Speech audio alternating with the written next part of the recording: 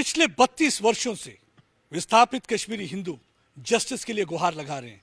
Islamic कट्टरपंथी और पाक स्पॉन्सर टेररिज्म की वजह से इन्हें अपना घर बार छोड़ना पड़ा।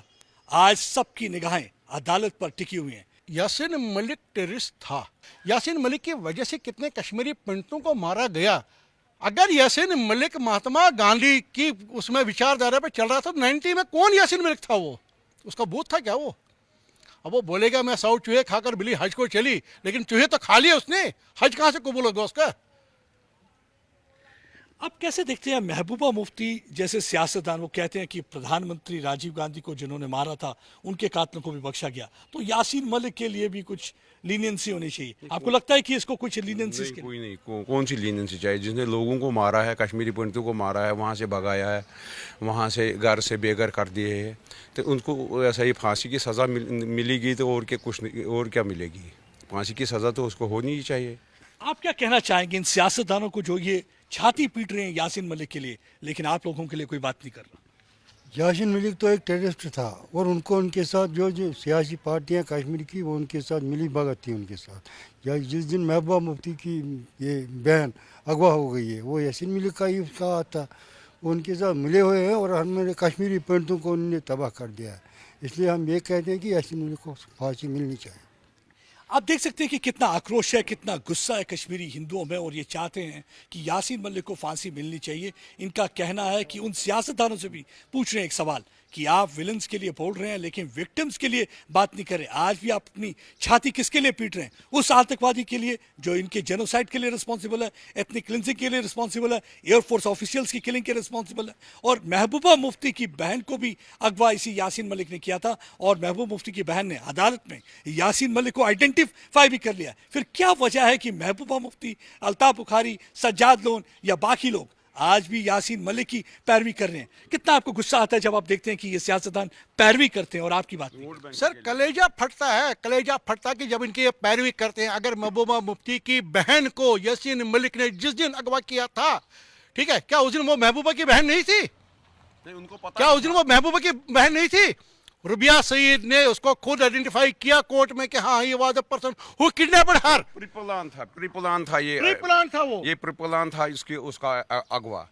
तो वो उसके मुफ्ती सईद के बंगले के पास ही थी। तो वो खाना कहाँ से जाता था, खाना कहाँ से आता था उसके लिए? उसके घर से जाता था खाना थोड़ा मैं ले जाता था मुफ्ती ऐसा रुबिया सईद के लिए। रुबिया सईद ने उसको आइडेंटिफाई किया कि इसने मुझे अगवा किया। वो कैसे जानती थी पहले इसने मुझे अगवा किया? इनका कहना है कि ये जिस तरीके से महबूब मुफ्ती पैरवी कर रही है तो लगता है कि ये प्री प्लान था उसकी बहन का अगवा होना भी।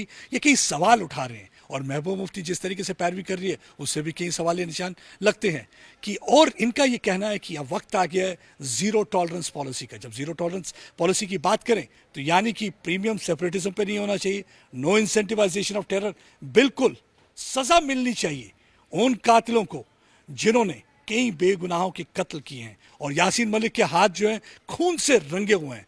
क्या कहना चाहेंगे आज आप? इतने सालों से आप लोगों के आंसू रो रहे हैं, तो जब यासीन मलिक घूमता था अपने आप को, कॉन्फ्रेंस हॉल में जाता था, वहां पे एड्रेस करता था, अमन की बातें सिखाता था कातिल, तो कैसा लगता था उसे? सर हमारा जो है ना कलेजा करता था उस दिन जिस दिन वो अमन की बात करता था। जिस आदमी ने आग लगाई और वही बोलता कि हम कैसे इसको बुझाएंगे, हम उसको बुझाने के लिए निकले हैं। अरे फिर आग क्यों लगाई तूने? आग क्यों लगाई तूने? कश्मीर में आग क्यों लगाई? Who is responsible for that genocide? जो कश्मीरी पंडित मारे गए, सरला तिक्कू को आरे में काटा गया, ठीक है, सतीश तिक्कू को जिसका बेटा कराटे ने ओपनली नाम लिया, हाँ जी मैंने मारा, अगर मुझे बोलते मैं अपनी माँ को भी मारता। तो वो टेररिस्ट है, तो वो अभी जीवित क्यों है? जिंदा कैसे हैं? उनको तो कब की फांसी मिलनी चाहिए। चलो बेटर लेट देन नेवर, कम से कम आज आंखें खुली है गवर्नमेंट की कि हमें कोई एक्शन लेना है। पिछले 33 सालों में एक भी कन्विक्शन नहीं है किसी मिलिटेंट के खिलाफ में। कानून कहाँ है? अभी अगर कानून अपना काम कर रहा है तो कानून को अपना काम करने दो। अब आपको लगता है कि वक्त आ गया है इन आतंकवादियों को सजा देने का, इनको मौत के घाट उतारने का? बिल्कुल इनको मौत के घाट उतारना है।